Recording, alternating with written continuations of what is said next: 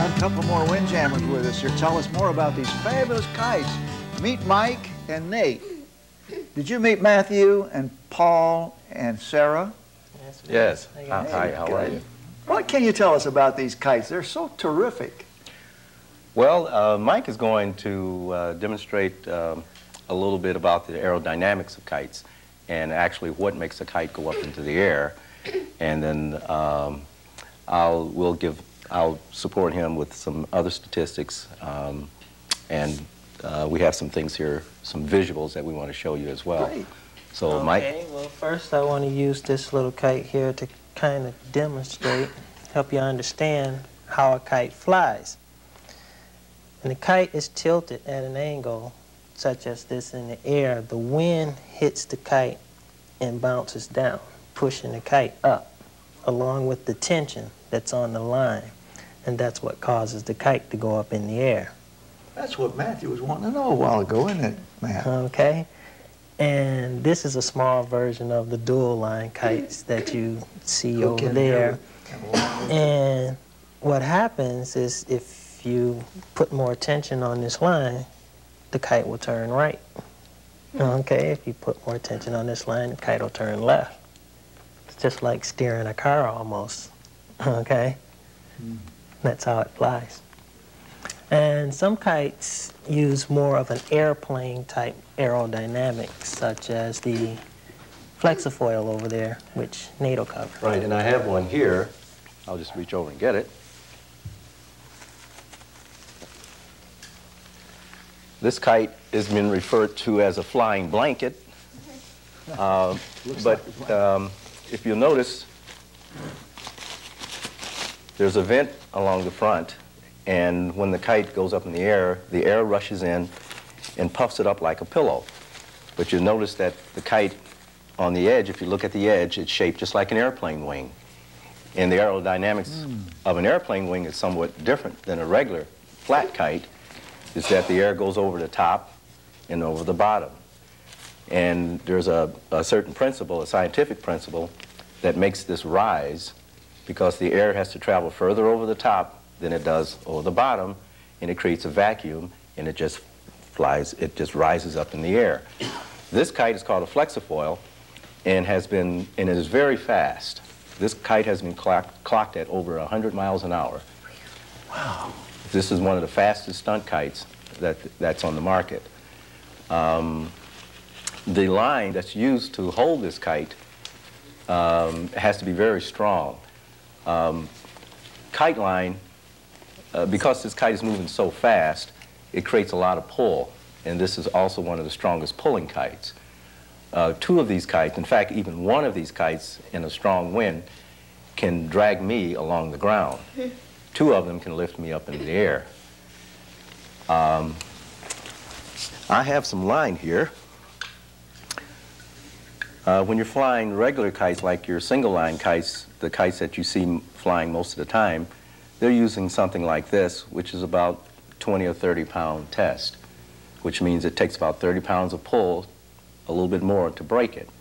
And that's enough to keep most kites up in the air. But for these kites, we use something a little stronger. And each one of these lines is 200 pound test. Wow. Which means combined it's 400 pounds, which means it's enough to lift me in the air, seeing that I only weigh 150 pounds. That's and nylon? This is called Spectra line. Years ago, the string was made out of Kevlar, which is the same material that bulletproof vests are made out of. But this is the same strength as that line, but it isn't as sensitive to light as Kevlar is. And you'll notice that these handles are padded to ease the pressure on our wrists when we fly, because we're under a lot of strain when we're flying the stacks, as you have seen on the monitor. There's another kite called a quad line kite. I know we've been talking about two line kites, but there is a kite that uses 4 lines. And there's one along the wall here. I won't go get it, it's kind of large. But as Mike was saying, the little kite that he had there, if we could. Okay, you can use this kite to pretty much explain what that kite does, okay? If this kite, you was flying this kite with 4 lines, you'd have basically a line here, a line here, a line here, and a line here. Okay, and you use your wrist to angle the kite in different angles, and if you tilt the kite this way, it'll rise. Okay, and if you tilt the kite, point your thumbs forward and pull the bottom strings, it'll make the kite go down. Okay, so the kite can actually fly backwards. Okay, you can dive into the ground with that kite and make it stop and back up. Okay, And just by pointing your wrist in a different direction. Right, and this is the handles with which we fly the quad line kites with. In short, what it's doing is it's acting as a bridle. You get to control the bridle so that the kite does this. That would be like operating a puppet, sort of. Exactly. Only the puppet is in the sky. That's terrific. Wow. How many kites can you fly at one time? Well, we have over here in this book, it shows different kite records. Is that the Guinness Book of World Records? No, this is a kite book, but it shows different kite records. And you can see here that the most kites ever flown on one line is 2,233 kites.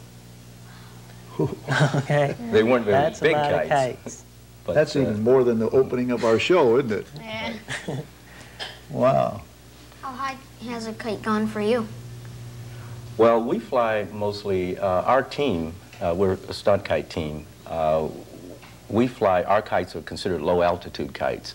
We hardly ever fly with a line any longer than about 135 feet. However, the single line kites can fly as high as the kite has lifting power. Some of the earlier kites, you may be interested to know that a kite led to the design of the first airplane. Wright brothers did that? The Wright brothers actually experimented with gliders, which were derived from kites. So it's all interconnected. But a kite large enough can lift a line up into the upper atmosphere. In fact, scientists are trying to make a kite that has a wind generator to generate electricity. And that kite would fly up as high as 35,000 feet. Whew. And we remember that Ben Franklin flew a kite and learned about electricity the hard way. Exactly. Yeah. This is sort of a reverse of his idea.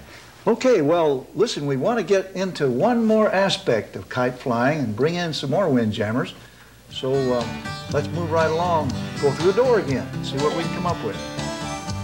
Thank you very much, Mike and Nate.